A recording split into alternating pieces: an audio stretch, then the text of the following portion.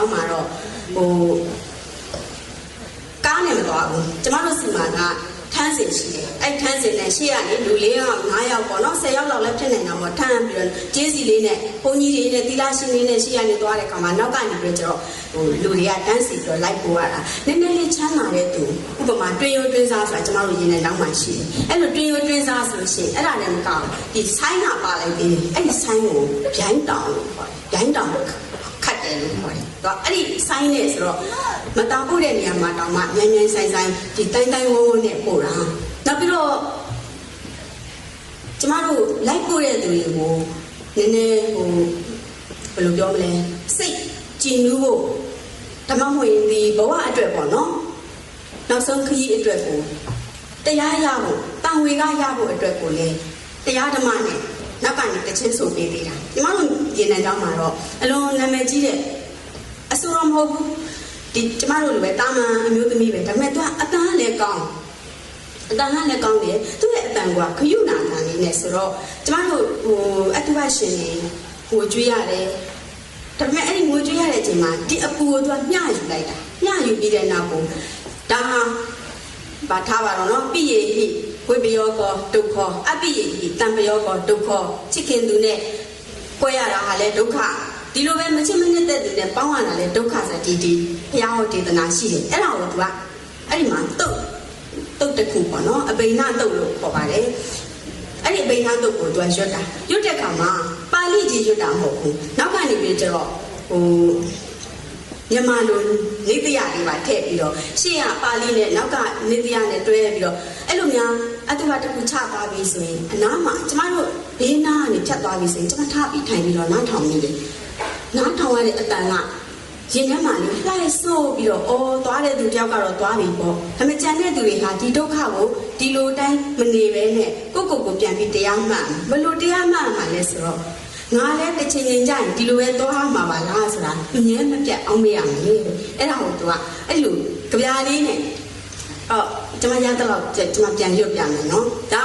အမင်္ဂလာလို့သဘောမထားပါနဲ့ချစ်သူနဲ့ခွေခွင်းရခြင်းချစ်တဲ့သူနဲ့ခွေခွင်းရတာမချစ်တဲ့သူနဲ့ပေါင်းရတာဒါတွေအကုန်လုံးဟာကျွန်မတို့လူလောကမှာကြုံရတာကြီးတယ်ဘူးနော်အဲ့ဒါကိုပြန်ပြီးတော့တတိတရားရှိအောင် community vitality အကြောင်းပြောခြင်းလို့ပါကျမတို့ရဲ့ community ဟာအဲ့ဒီလိုတောင်းနဲ့တောင်းနဲ့စာနာထောက်ထားဆိုတာနဲ့တောင်းနဲ့တောင်းနဲ့ကြားခံပေးကြတယ်ဆိုတာသူကပြည့်ရည်နော်ကျမအဲ့ဒါလည်းအလို့မရဘူးထင်တယ်ကျမကူတော့လာခဲ့တယ်ဒီနေရာမှာရတယ်ဘာလို့အလို့မရလဲဆိုတော့ဒါချစ်စရာကောင်းသောကြပြမဟုတ်ဘူးလေဆိုင်မင်းသူ့ရဲ့ကြပြမျိုးဆိုကျမတို့အလို့ရမှာပေါ့နော်ပြီးရင်ချစ်ခင်ဆုံးမဲ့မခွဲရဲ့အောင်ဆွဲချင်နာချစ်ရပါတော့မနာပေးတွေ့ရတော့ကြည်လင်းမြင်ရရင်အချစ်ပွားကြားရတော့ရှင်ပြုံးစိတ်နှလုံးအလိုကြသဖြင့်ဒီဘဝမခွဲရမှုဆွဲလန်းကနေကြသည်ချစ်စရာမှန်သမျှချစ်သူတွေအနန္တတို့နှင့်နာနာပါဝအရတဘာပြောင်းရွှေ့သွား၍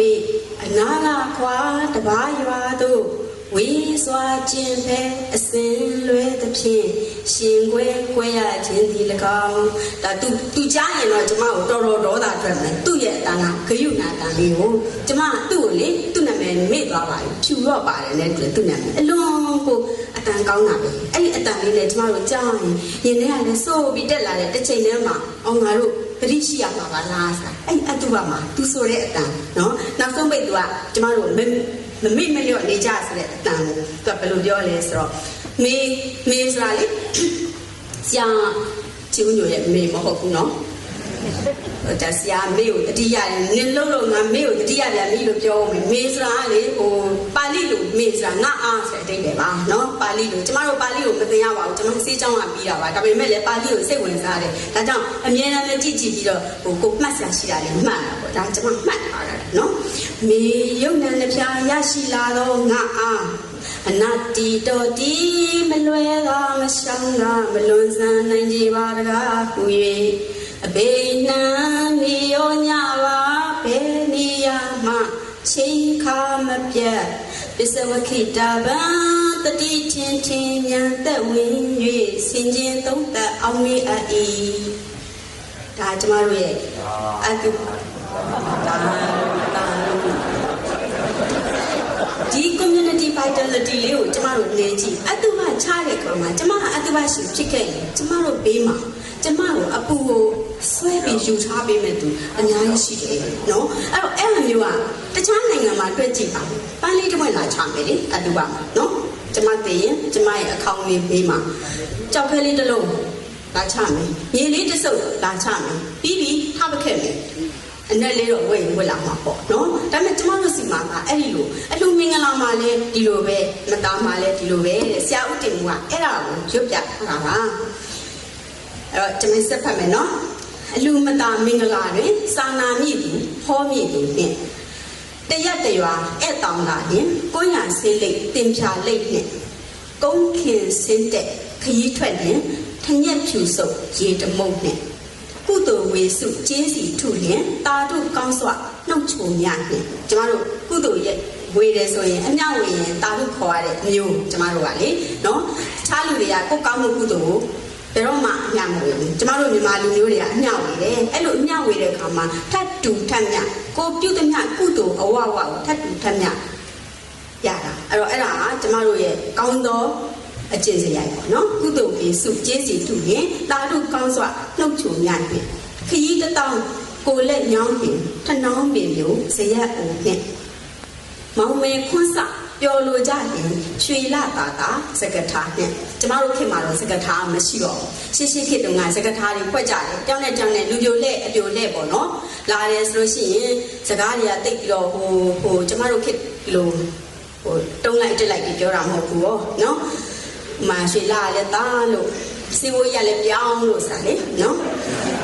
အဲ့လိုရှိလာတာပြီးတော့စေဝေးပြောင်းတော့ဘာဖြစ်လဲဆိုတော့နေကိုငါချစ်တယ်ဆိုတာနော်ဘာမှမဆိုင်ဘူးဒါမဲ့လေဒီလိုပဲဆွဲဆောင်ပြီးတော့ပြောရတာပဲစကထားဖွက်တယ်ဆိုတာလေအဲ့ဒီလိုပဲကျမတို့ငယ်ငယ်တုန်းကစကထားတွေအကြောင်းမှသင်ရပါလေဥပမာအားလုံးသိကြတယ်လေပါလေ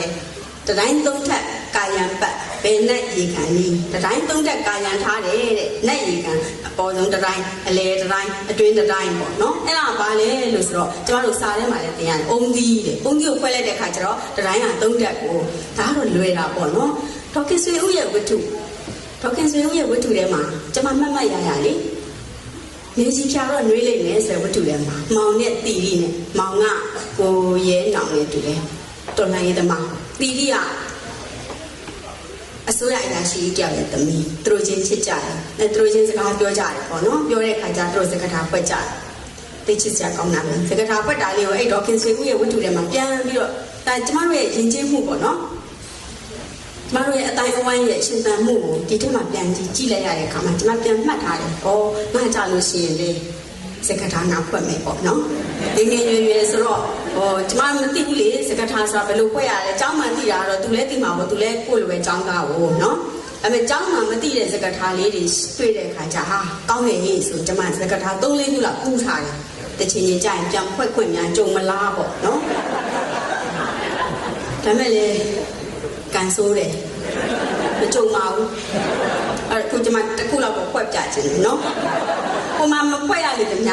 ဒီစစ်နေမှာတော့ကျမစကားထားလေးတစ်ခုဖွက်ချင်ပါတယ်။ဘာလဲဆိုတော့ယူလို့ရရင်